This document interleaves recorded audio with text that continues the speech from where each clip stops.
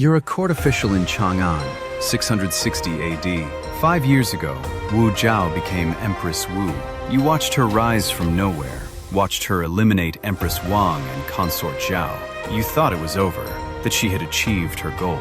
Empress was the highest position a woman could hold. But now, something strange is happening in the palace. Emperor Gaozong is sick.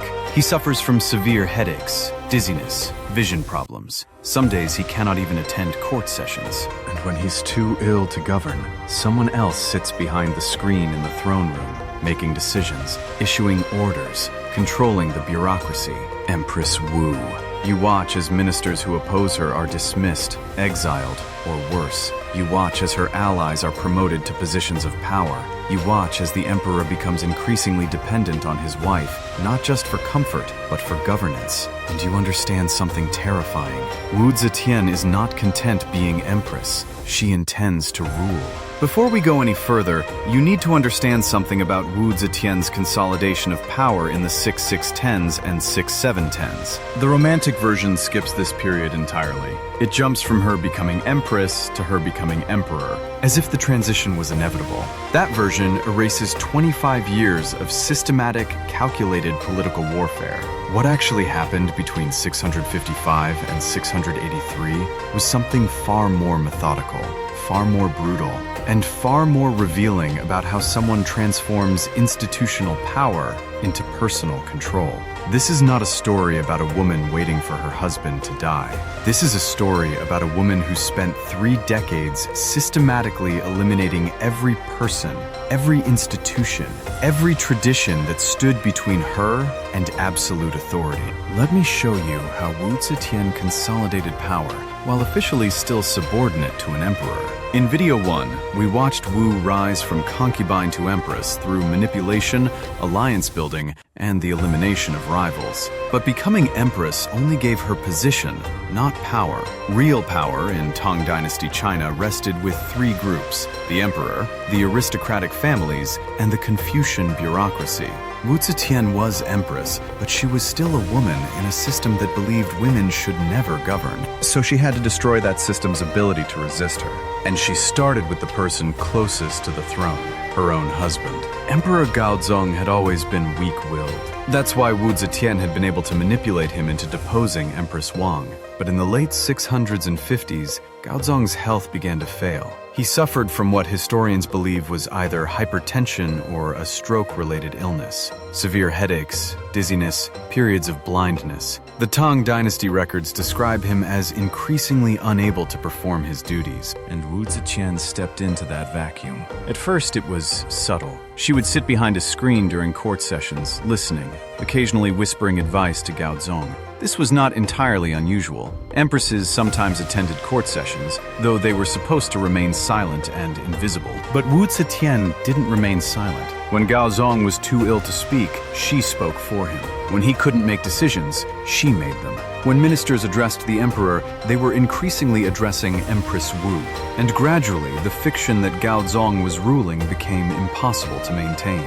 By 660, according to court records, Wu Zetian was effectively co-ruling the empire. Documents were issued in both their names, emperor and empress. This had never happened before in Chinese history. The Confucian bureaucracy was horrified. In 664, a group of senior ministers, led by the Chancellor Shangguan drafted a secret memorial to the emperor. The memorial argued that Empress Wu had accumulated too much power, that her influence was dangerous, that she should be removed from court and sent to live in a separate palace. It was a direct challenge to Wu's authority. But before the memorial could be presented to Gaozong, Wu Zetian discovered it. How? We don't know for certain. Possibly through spies in the bureaucracy, possibly through servants loyal to her. Possibly Shangguan himself confessed under interrogation. What we know is that Wu Zetian acted immediately. Shangguan was arrested, charged with treason, and executed. His entire family was either killed or exiled. Every official who had supported the memorial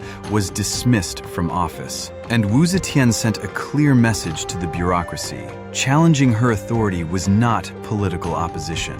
It was treason. And treason meant death. After 664, open opposition to Wu Zetian disappeared. But that didn't mean she was safe.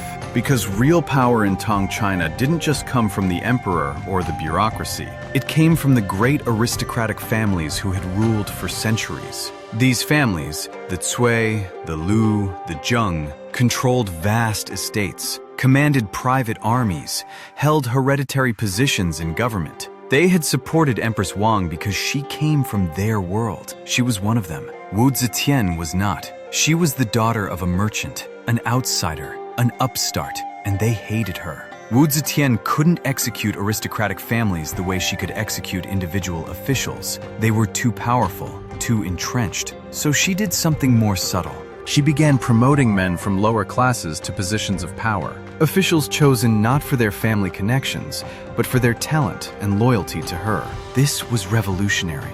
For centuries, high government positions had been reserved for aristocrats. Wu Zetian opened them to anyone who could pass the imperial examinations. She created a meritocracy. Historians have argued about her motives. Was this genuine reform or pure self-interest? The answer is probably both.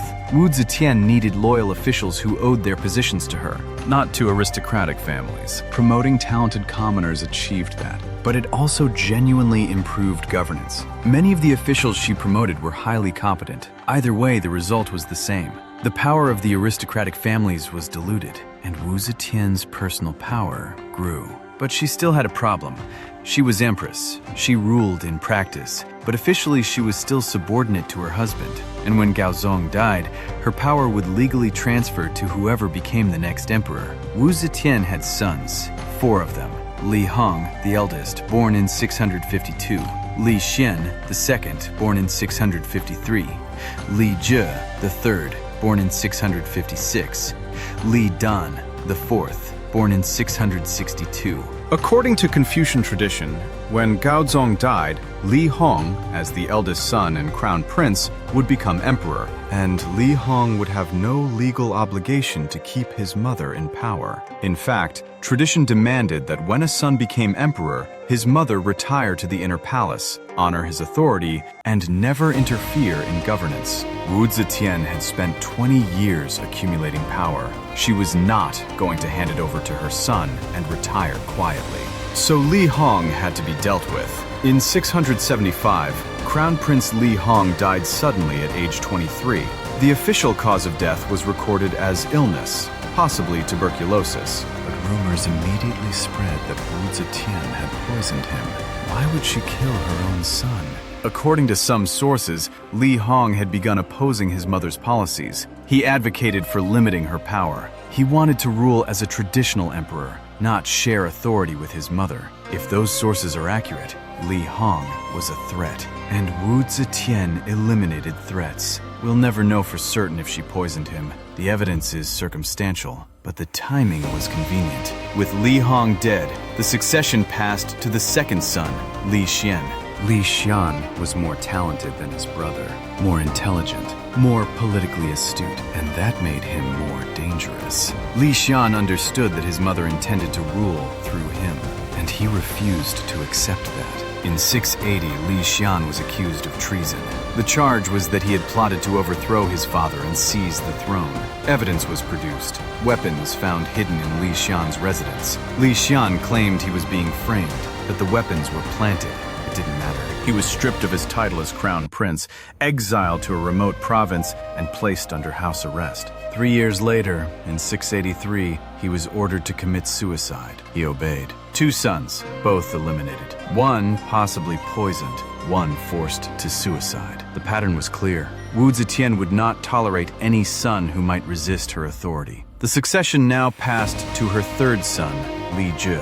Li Zhe was weaker than his brothers, less intelligent, more easily controlled. Perfect. And in 683, Emperor Gaozong finally died. He was 55 years old. He had ruled for 34 years. But for the last 23 of those years, he had been increasingly a figurehead. The real ruler had been his wife. When Gaozong died, Li Zhe became Emperor Zhongzong, but he was emperor in name only. Wu Zetian, now Empress Dowager, controlled the court, the military, and the bureaucracy. She had spent 28 years building this power base. and she was not about to hand it over to her son. According to historical records, Emperor Gaozong ruled for exactly 55 days before his mother deposed him. 55 days. What happened? Gaozong made the mistake of trying to promote his wife's father to a high government position. Wu Zetian said no. Gaozong, frustrated, reportedly said, "What is wrong with me giving the empire to my father-in-law if I want to?" This was a direct challenge to his mother's authority. It was also incredibly stupid. Wu Zetian convened the court, declared her son unfit to rule, and had him deposed. He was exiled, and Wu Zetian installed her fourth son, Li Dan, as the new emperor. Li Dan became Emperor Ruizong, but everyone understood the reality. Wu Zetian was the ruler. Ruizong was a puppet. He held court sessions, he issued edicts, but every decision was made by his mother. And for the next 7 years, Wu Zetian ruled China as Empress Dowager, while officially her son was emperor. But even that wasn't enough, because as long as there was an emperor on the throne, even a puppet emperor, Wu Zetian's authority was technically derivative. She ruled through him, not in her own right, and if Ruizong died or was deposed, her legal claim to power died with him. Wu Zetian wanted more than power. She wanted authority. Legal, absolute, unchallengeable. She wanted to be emperor. Not Empress Dowager, not regent, not the power behind the throne itself. And in 690, that's exactly what she took. But seizing the throne required more than eliminating rivals. It required breaking every tradition, every law, every assumption about gender and power that had defined Chinese civilization for 2,000 years. Wu Zetian had spent 35 years consolidating power while technically subordinate to men. Now she would have to destroy the very idea that women couldn't rule. In video 3, we'll see how Wu Zetian became the only woman in Chinese history to declare herself emperor, how she justified it, and what it cost the empire. Subscribe and turn on notifications. Leave a comment. At what point does ruthless pragmatism become unforgivable? When she eliminated rivals, or when she eliminated her own sons?